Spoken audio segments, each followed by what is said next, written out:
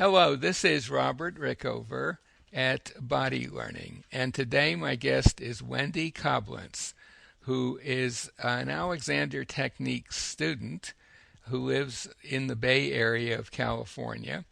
Wendy went through many years of back pain and explored all sorts of alternative and mainstream healing methods over the course of a number of years, and eventually found the Alexander technique, and that seemed to be the method that worked best for her. And we're going to talk a little bit about her exploration of other methods, and in particular, what makes in her experience what made the Alexander technique different and for her more effective. Wendy's background is she's had many years as a fundraising consultant, and she's on the board of a number of organizations in the Bay Area. Wendy, welcome to the show. Thank you, Robert.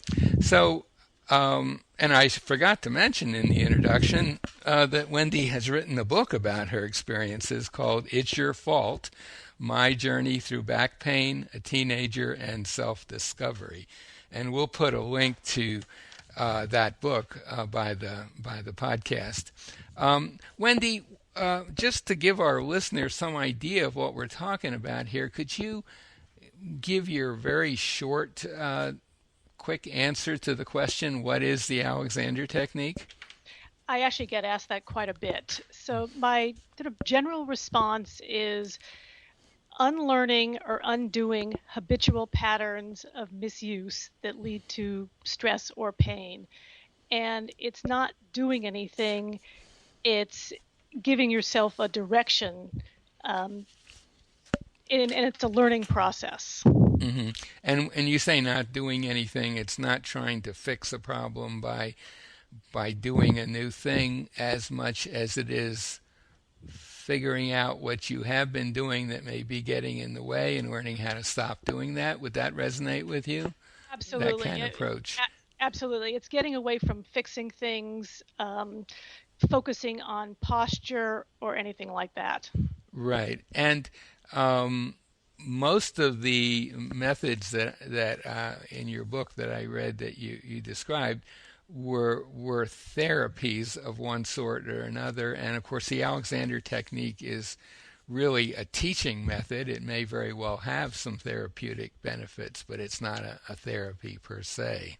Correct. So could you just say a little bit about your early experiences with back pain and what you tried and how that went, and then we can get into what distinguishes the Alexander technique from those other methods?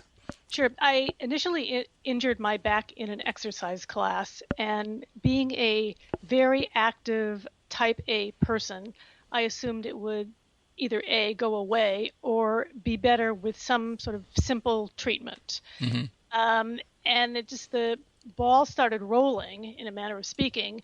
I started with conventional physical therapy and then moved on to various kinds of injections, epidurals, that sort of thing, none of which worked, and it all made it worse. I tried acupuncture, I tried yoga, physical therapists that insisted that unless I did 20 reps 3 times a day of a certain kind of exercise, that my back was never going to get better. Mm-hmm. Chiropractor, guided imagery, myofascial release, and because I live in the San Francisco Bay Area, there is a lot of alternative treatments, and I call them treatments here, that some of them are just totally bizarre, but I was desperate and in a lot of pain. Mm-hmm. And in your book, you cover a lot of these excursions of yours through the world of, well, both alternative and conventional therapies, and you really went through a lot. I didn't count the number, but it was certainly at least a couple of dozen, right? Yes, at least a couple of dozen, probably inching up to close to 30. 30 to Right. 35, and Right. looking at everything. Right. And in your experience with those, none of them actually did any were useful in helping with your back pain. Would that be a fair statement? Yeah, absolutely. Yeah. That's totally correct. So at some point, you stumbled onto the Alexander technique. I think it was through a recommendation, and it's interesting that you had a couple of lessons and you kind of liked it, but then you went back to the alternative search process for a while. And could you say a little bit about that early experience? Yes, I mean, it was a very positive experience. I didn't know anything about it. I just sort of assumed it was another one of these sort of off the wall alternative things that I had already tried. Hmm. Um, I did, but I was still focusing, as I know now, on the end gain and the result of a quick fix. Hmm. And I didn't have a quick fix for the couple of sessions, so I moved on to other different things. Hmm. And what caused you to return? Was it a period of months or years until you returned? No, it was probably, I would say, maybe 8 months down the road, Hmm. because I realized in sort of, I was also getting caught up in the process of trying to fix things. And the more I tried, the more frustrated I got, and the worse things became. Um, Pain-wise, frustration, stress, etc. I also started to realize that a lot of these various people who I had seen were sort of operated in a vacuum, in the sense that they did something specific, and if I didn't follow what they recommended, then it was my fault I wasn't getting better. Hence the title of my book. Hmm. And I had my sense was, in going back to the Alexander technique, that I didn't have these feelings. I wasn't being blamed. I wasn't being told to move in a certain way or to do this or do that. And that's what brought me back. A basic difference in the sort of blame issue or judgment issue, perhaps. There was a huge issue in the judgment issue. Even when I saw a breathing coach in the Hmm. area who told me that I wasn't breathing correctly. Hmm. So, as a result, even that, and I think I went to see her a couple of times, I would be so focused on trying to breathe the quote unquote right way that it made me tighten up and made everything worse. Interesting. Yeah. And so you went back after 8 months or so and started having lessons again with the same teacher, right? Yes, with the same teacher. And he's a man named John Barron, who I believe his office is in He's in I, Sausalito, California. Sausalito. Yes, and he is a co-director of a Alexander Technique training course, actually, Mm-hmm. in the San Francisco area. Mm-hmm. So you went back, and what was your experience at that point? You obviously had come to a conclusion, I guess, that there wasn't going to be a quick, immediate fix, right? Correct. And you were more open to the idea of a process that might take a while, wasn't going to be instantaneous. I wasn't even looking as far as a time duration. I was definitely more interested in the process, and I was tired of doing things. Hmm. Tired of the research, trying to find something new, trying to figure out if this was going to be it.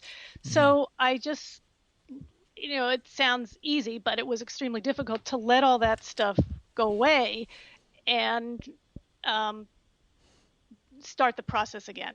And Well, and to be uh, truthful about it, I mean that is the American way. We want quick fixes for everything, including pain. Mhm.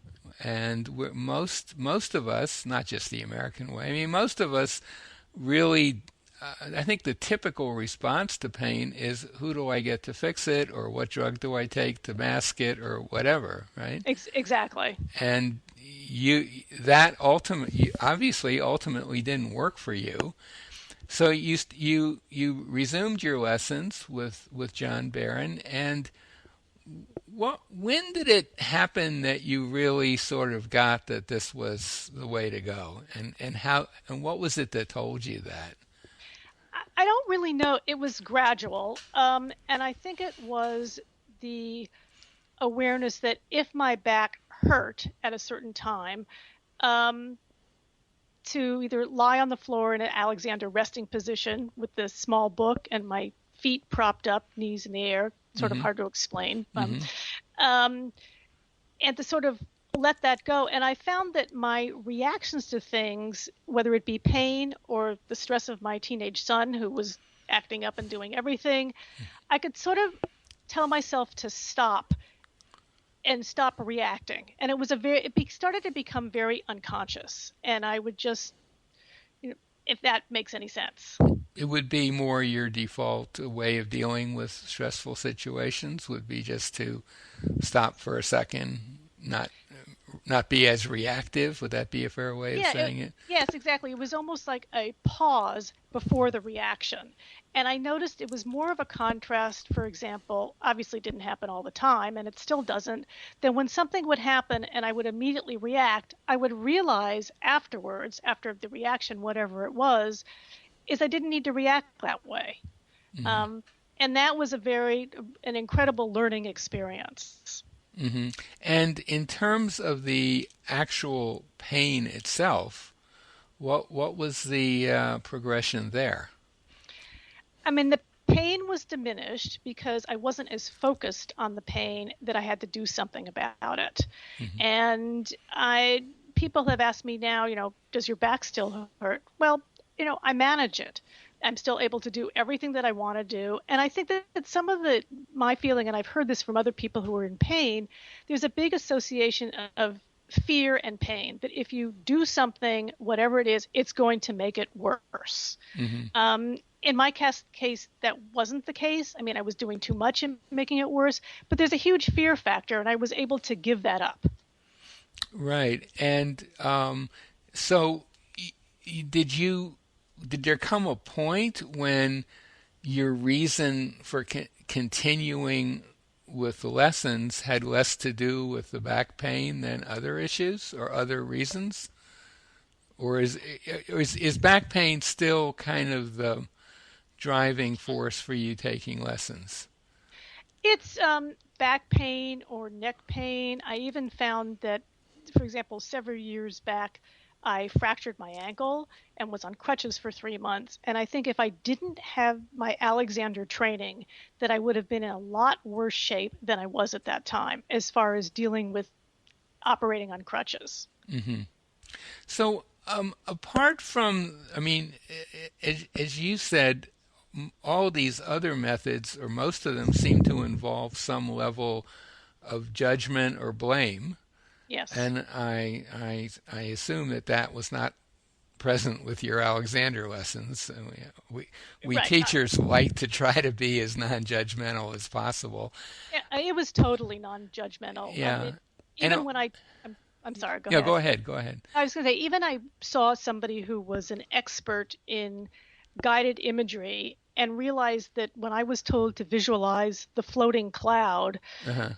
I couldn't do it. And that there's something wrong with me. And this person said to me that perhaps my resistance to guided imagery was the reason that I wasn't better. Oh, that's a great answer, isn't it? Right. That yeah, and so there was the lack of that sort of judgment or blame, and also I guess from what you're saying, all the other methods did ask you to do a new thing, right? Correct. Correct. Whereas, of course, well, not of course, but it is the case that the Alexander process is really about not doing your old habits, and of course, lying down position that you described. It has a kind of a fancy name in the Alexander world called Mm-hmm. constructive rest. It goes by a number of names, but constructive rest is one of them. And it really asks you to do absolutely nothing. Mm-hmm. You simply place yourself, in a certain configuration on the floor or on a carpet that is one that tends to encourage release in your body. But once you're there, your job is really to do nothing except, if possible, to remain present. Hmm. And that's a very, very different healing modality, if you like, than most of the things you described. Definitely. So, apart from those two factors, the non lack of judgment and the lack of asking you to do things, is there anything else about the Alexander technique that you think kind of distinguishes it from these other processes? Well, I think what dovetails on both of those things is the whole point of end gaining, which we all do, is you want to get to the result and you want to get it fast, whether it's being cured or whether it's accomplishing something that needs to be accomplished over time. Really, that's very general. And it was always sort of like fighting against it. And I realized that I didn't have to do that anymore. Right. And maybe just for our listeners who are not familiar with that term, it is one of the relatively few Alexander technique jargon phrases. Mm-hmm. And end gaining, a very simple example of end gaining might be you're sitting at your desk and the phone across the room rings, Mm-hmm. and your attention all goes to getting yourself over to that phone, picking it up and answering it. Of course, now with cell phones that wouldn't be so much of an issue, but something happens and you engage in a series of movements to respond to that. And typically, you'll do that without giving any thought or consideration to how you're doing it. Exactly. And Alexander technique is all about the how. Mm-hmm. That is what we're interested in. We're not terribly interested in what you decide to do, but we're very interested in how you go about doing it. Mm-hmm. And I think that's certainly kind of a difference to most compared with most other processes.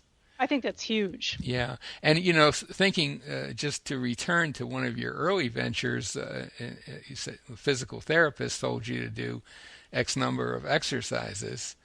Um, it's quite possible that he simply said, "This is what you do," but he may not have paid a lot of attention to how you did them.